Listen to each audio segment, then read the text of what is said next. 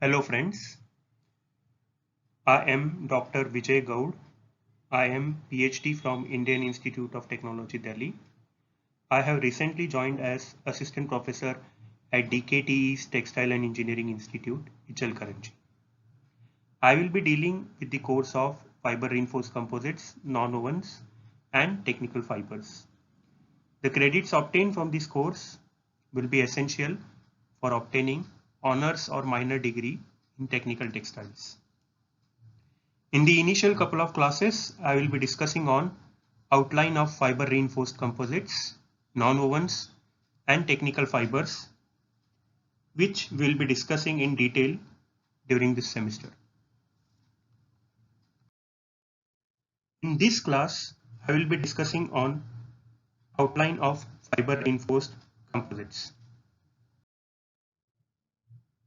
So firstly, we will see how composite is defined.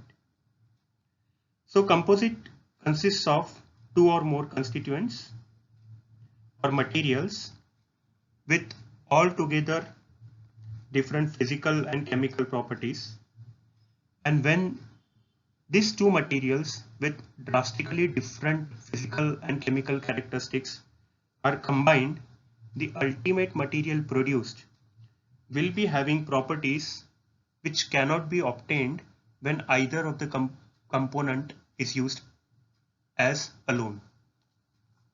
So what I'm saying is that there are two materials and these two materials are being combined, and the properties, the physical and chemical properties of these two materials are drastically different, and the final product obtained by combining this material will utilize the advantages of the individual constituent of the ultimate product, that is a composite.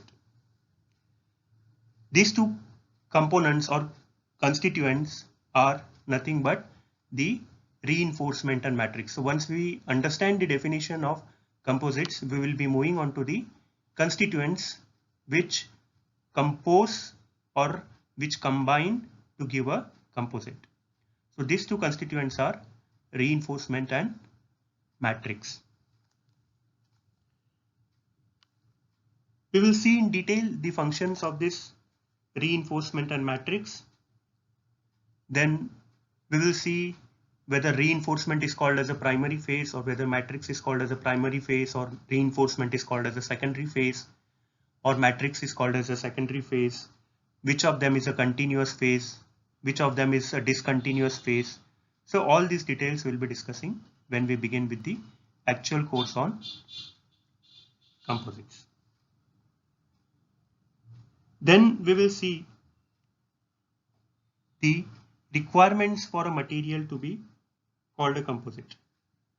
Like if I combine any two material which have different physical and chemical properties, can I call them a composite? Suppose if I take a sugar and I dissolve it in water. Now once I dissolve sugar in water, can I call it as a composite? If so, why? If not so, why not? So we will see into requirements of a material to be called a composite. Then we will look into certain examples of composites which are available in nature, like wood, bone, and teeth. I will be deliberating on the reinforcement and the matrix component in wood, bone, and teeth. Then once we have understood the definition of composite, the constituents of the composite, the functions of these constituents, requirements for a material to be called as composite, then few naturally occurring composites in nature, we will see into why should one go for composites. What are the properties of composites that enables them to replace the metals? Then we will see, can the composites actually replace the metals? Are they replacing metals in aerospace applications, in Formula One cars, in defense applications, in spacecraft, satellites? Are they replacing them? So we will look into the details of all those things. Then moving on, we will be looking into the classification of the composite materials. So the composite materials can be classified according to reinforcement and according to matrix. As we have seen, there are two components in the composite. One of them is the reinforcement, another one is the matrix. So the classification of composites according to reinforcement is as the composites can be classified as particle reinforced composites, fiber reinforced composites, and structural reinforced composites. Our main focus will be on fiber reinforced composites. Then we will look into the principal fibers which are used as reinforcement in composites. As we will be discussing in detail fiber reinforced composites, we need to see what are the reinforcements that are being used for enhancing the properties of the matrix. So the principal fibers used as reinforcement in composites are carbon fibers, glass fibers, aramide fibers, silicon carbide, Dyneema, Zylon. Now when you look at all these fibers like carbon fiber will be having modulus similar to that of steel, but the density of carbon fiber is 1.5 grams per cc and density of steel will be around 7.5 grams per cc. Thus, to obtain the same modulus, carbon fibers provide the same modulus at a much lower specific weight. Specific weight is a product of density into acceleration due to gravity. So the ratio of modulus to specific weight for carbon fibers is significantly higher when compared to that of steel. Similarly, glass fibers, aramide fibers are extensively used in bulletproof jackets, ballistic helmets, and another aramide among aramide fibers there is Kevlar and Nomex. So Nomex is being used in fire protective clothing. Then there is silicon carbide. This is usually used for the reinforcement of the ceramic matrices. We'll see what are the different types of matrices being used in composites. Then there is Dyneema. Dyneema, it is a type of ultra high molecular weight polyethylene fiber. It is the strongest fiber. Its density is very low. It is less than that of water. So the ratio of modulus to that of specific weight is very high for Dyneema. Then we'll be looking into the details of Zylon fibers. So all these fibers can be incorporated into matrix either in continuous lengths or in discontinuous lengths. So consider a polymer sheet. When you see a polypropylene sheet, suppose, then that polypropylene sheet will be having very poor tensile strength, very poor stiffness. It will easily bend. But if I reinforce that sheet with this high strength, high modulus fibers, the properties of that polypropylene sheet will enhance. Here polypropylene sheet is a matrix and these fibers are reinforcement. So once I combine these reinforcing fibers with the matrix, I obtain a composite. That is, these reinforcing fibers are reinforcing the properties of the matrix or enhancing the properties of the matrix. Then next classification for fiber reinforced composites is as per the matrix used. Now remember, there are two or more constituents, usually two constituents in a composite, that is the reinforcement and matrix. We have seen the classification according to the reinforcement, and the classification according to the matrix is as polymer matrices, metal matrices, and ceramic matrices. Polymer matrices are further classified as thermoset and thermoplastic matrix. So I'll be discussing on the details or advantages and disadvantages of thermoset as well as thermoplastic matrix. Why thermoset matrix is being extensively used. What are the disadvantages of thermoset matrix? So currently the people are moving towards thermoplastic matrix. What are the problems of thermoplastic matrix? So how a thermoplastic matrix is processed. So all those details we'll be discussing. Then there are metal matrices. Polymer matrix, the problem with polymer matrices like a thermoplastic matrix like polypropylene is that they do not have a thermal stability. The thermal stability for them is very poor, they cannot be used for high temperature application. So if you want to use a matrix for a high temperature application, the melting point of the matrix should be higher. So the concept of metal matrices was introduced, in which the matrix is in the form of metal, like aluminium. Here you can see metal matrix has the advantage over polymer matrix in applications requiring a long-term resistance to severe environments such as high temperature. Here, once you reinforce metal matrix, though you may not obtain very high improvement in mechanical properties, but the ultimate application of such composites will be in severe environments where the temperatures are usually higher. Then once you move to ceramic matrices, again ceramics are known for their high temperature stability, high thermal shock resistance, high modulus, high hardness, high corrosion resistance, and low density. But the main problem with ceramic matrix is that the ceramic matrix has got very low toughness. The energy absorption of ceramic matrix is very poor. Area under load elongation curve for ceramic matrix is very poor. Ceramic matrix is very stiff. You might have seen crucibles in your chemistry lab. Yes, definitely. And many of you might have also broken them. Once the crucible falls, it breaks. So that is a ceramic material. Though it is very strong, it has got very high modulus, high hardness, and other properties. Its energy absorption is poor. Its shock absorption is very poor.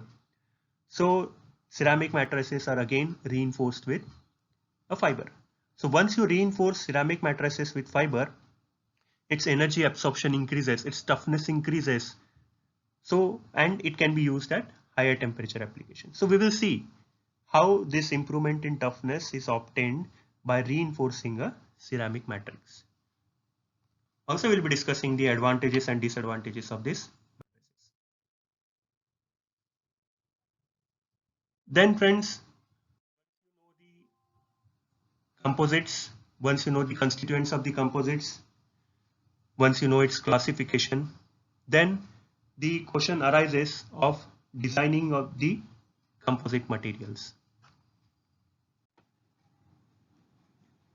So in further classes, I will be deliberating on design of composite material. Now choosing the composition and structure of a composite material for a particular application is not a simple matter. Like what materials are to be chosen, what combination of reinforcement and matrix has to be chosen for a particular application. Once I incorporate the reinforcement into the matrix, does it adversely affect the properties of the matrix, or is it improving the properties of the matrix? Are the reinforcement and matrix compatible? So all these things we'll look into. Next, I'll be discussing on the concept of load transfer, in which we'll be discussing on when the composite is loaded, how the load is shared by the reinforcement and matrix, and how much load is shared by the reinforcement, how much load is shared by the matrix. So that thing we'll be discussing. Then we will see the interface region. The interface is the area of contact between the reinforcement and matrix material. Now we know that there are two components, one is reinforcement and other is matrix, and these two are combined together. So there has to be some interaction between the reinforcement and matrix, and that is by means of a certain kind of a bond. So that bond, how it is created, it can be created by different mechanisms like adsorption and weighting, interdiffusion and chemical reaction, electrostatic attraction, mechanical keying. So we'll be discussing into the interface region and different mechanisms by which an interface is formed between the reinforcement and matrix. Then further, in further classes, I will be dealing with the bond strength. Now, as we have discussed that there is a certain amount of bond strength, there is a certain amount of interface between the reinforcement and matrix. So how strong is this bond? How strong is this interface between the reinforcement and matrix? Yes, so we have to determine this bond strength for a composite to perform in its application. The bond strength should be high or low. Like if it is a impact kind of application, the bond strength requirement is different. If it is a tensile or flexural kind of application in which the composite is being loaded, then the bond strength requirement is different. So the measurement of this bond strength is an important thing. So this measurement can be carried out using single fiber pull out test, single fiber push out test, and push down test, and full fragmentation technique. So we'll be discussing on these details, like single fiber pull out test. There will be matrix in which you insert a single fiber and then you just measure the force required to pull out a fiber. So that will give you the nature of bond strength between the reinforcement and matrix. Now if the bond strength is poor, then for the composite to function effectively, this bond strength has to be enhanced between the reinforcement and matrix. So this enhancement of bond strength between the reinforcement and matrix can be done by means of coupling agents, toughness reducing agents, or toughness reducing coatings, etc. So we'll be discussing these things in detail. Then we'll be moving on to rule of mixture. It is a very simple thing. Like, it is used in predicting the properties of unidirectional composite. What is a unidirectional composite? Unidirectional composite is one in which all the reinforcements are aligned in one direction. See, if you consider a woven fabric, in which in woven fabric the reinforcements are aligned in two directions, two mutually perpendicular directions to each other. So that in that case the rule of mixture won't work. Rule of mixture is basically used for predicting the properties of the composite in which the fibers are aligned in a single direction. So predicting the properties of the composite when the properties as well as the volume fraction of the reinforcement and the matrix are known is obtained by rule of mixture. Now as we know that there are two components in a composite, that is there is a reinforcement, there is a matrix. Of course there is an interface between them, but that is a very thin layer, so that is not considered. So there is a reinforcement, there is a matrix. If I know the properties of the reinforcement, if I know the properties of the matrix, if I know in what volume percentage the reinforcement is present, if I know in what volume percentage the matrix is present, I can calculate the property of the composite from the properties of the reinforcement and matrix. So that is where the rule of mixture comes into picture. And finally, in the fiber reinforced composite, we will be looking into fabrication or production of composites. Now we have seen that, again I will be reminding you again and again that a composite consists of two or more constituents, usually two constituents. These two constituents are reinforcement and a matrix. So this reinforcement and matrix are combined. So when they are combined, for them to be consolidated or for them to unite and form a composite, we have to expose this recombination of reinforcement and matrix to the elevated temperatures, to the elevated pressures for a predetermined length of time. Are you getting it? So the reinforcement and matrix, that is fiber and matrix, are to be combined, are to be cured at elevated temperatures and pressures for predetermined length of time, so that we obtain a high quality composite. High quality composite in the sense the composite which does not have any kind of void in it. What is a void? You know what is a void? Void is some blank space. Now when you consider a composite, what are the two constituents of a composite? They are a reinforcement and a matrix. So matrix has to be present throughout the composite. There should not be a single spot in the composite where the matrix is absent. If the matrix is absent in a particular area in a composite, that is called as void. And if there is a void in a composite, that drastically reduces the mechanical properties of the composite. So whenever you hear about a quality of composite, what will you look into? You will be looking into the void content of a composite. So the composite has to be produced with minimum void content, less than 1%, less than 0.5%. If you can achieve such composite, then that composite will perform very well in the desired application. So how this void is to be removed from a composite? It is removed by the application of the elevated temperatures, elevated pressures over a predetermined length of time. So this things have to be optimized. Okay, so there are different methods of combining fiber and matrix at elevated temperatures, pressures for a predetermined length of time. These processes are injection molding, compression molding, pultrusion, filament winding, autoclave. So we'll be discussing merits and demerits of each of these processes. Okay, thank you.